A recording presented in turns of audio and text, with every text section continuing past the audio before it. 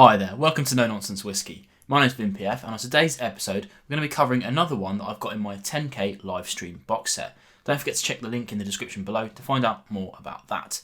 Now, you might remember a couple of weeks ago, I covered a little sample set that I got sent over to me from the Firkin Whisky Company. In there was 4 different drams of different kind of distilleries and cask finishes and whatnot. And the one that really stood out for me was this one. This is the Firkin Rare. So much so that I got in touch with the guys who sent me over the sample pack and I bought a bottle of this from them. Now, this one here, as I mentioned, is the Firkin Rare. But before we get into the actual whiskey itself, I want to talk a little bit about what Firkin are doing with their cask types and their kind of choices, what they're doing, because it's really interesting and I don't think I really gave it justice on the previous video.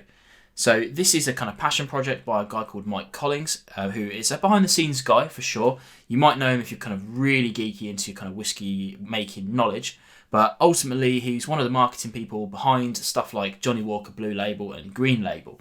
You know, really important whiskies, depending on what you think about them. I have to say, actually, the Green Label is one of my favourite of the Johnnie Walker series. I'm not a huge fan of the Blue, but that's because I think the price point is a little bit skew-if.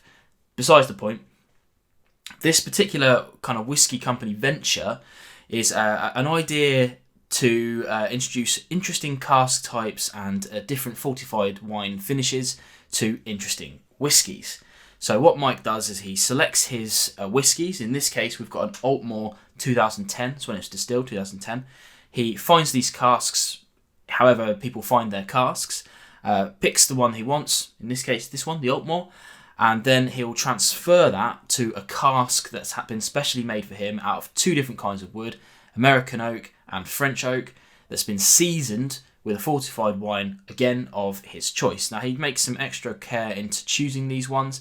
In this particular case, it's a Tawny Port. So he seasoned the cask with a Tawny Port, not sure how long that's gone on for, dumps that out, and then sticks in the single cask Aultmore into that for a kind of finishing period. Now, I'm kind of reluctant to use the word finishing because what they do, whilst technically it's finishing, transferring one cask to another, really what Mike's doing is tasting these whiskies steadily through the years.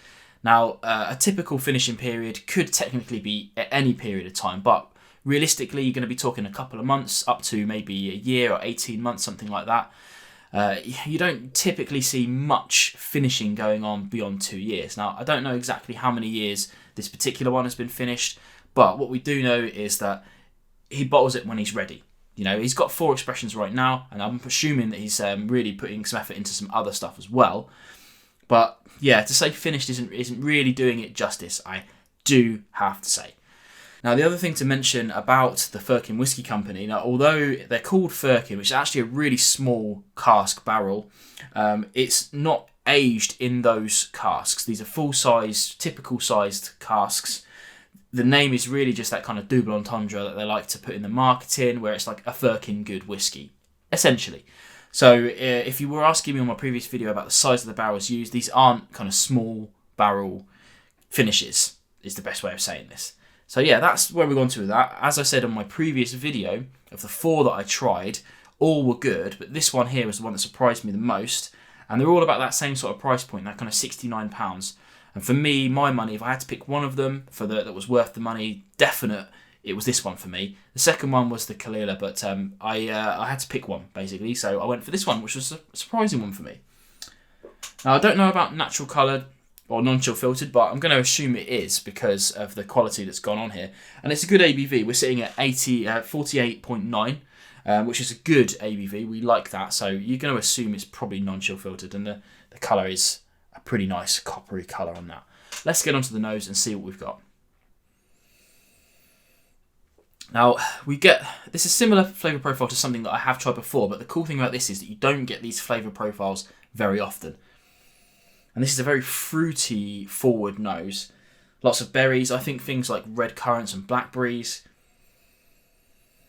And the interesting thing is you're getting a lot of oaky elements to this, the kind of tannic, leathery kind of oakiness that you get from a good barrel. And that's that mixture of those different woods in the same barrel coming through, I think. Let's try on the palate.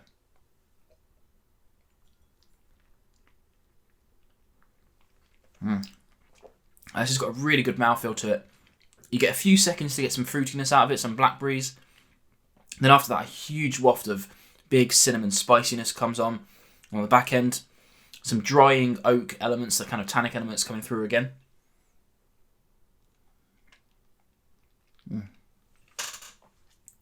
And the finish is really quite long. Huge, big, spicy notes.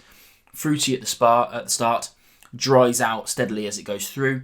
Getting a kind of, almost a kind of soury element to it at the back end, which really makes me want to just grab the dram and have another sip. Which, let's do that.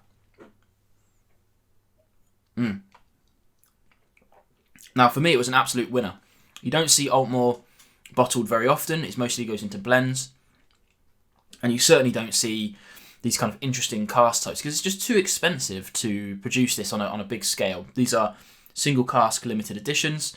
When they're gone, they're gone. Now, I've seen this specific bottle all over the world already, which is pretty cool.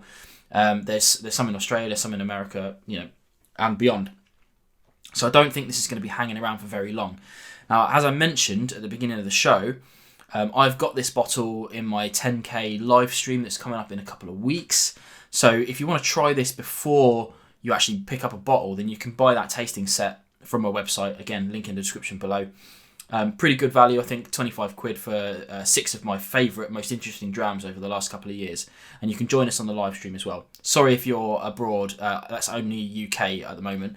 Tried to make it a bit more international, but it didn't work out this time. But if I do it again, I'll try my best to get that available to you.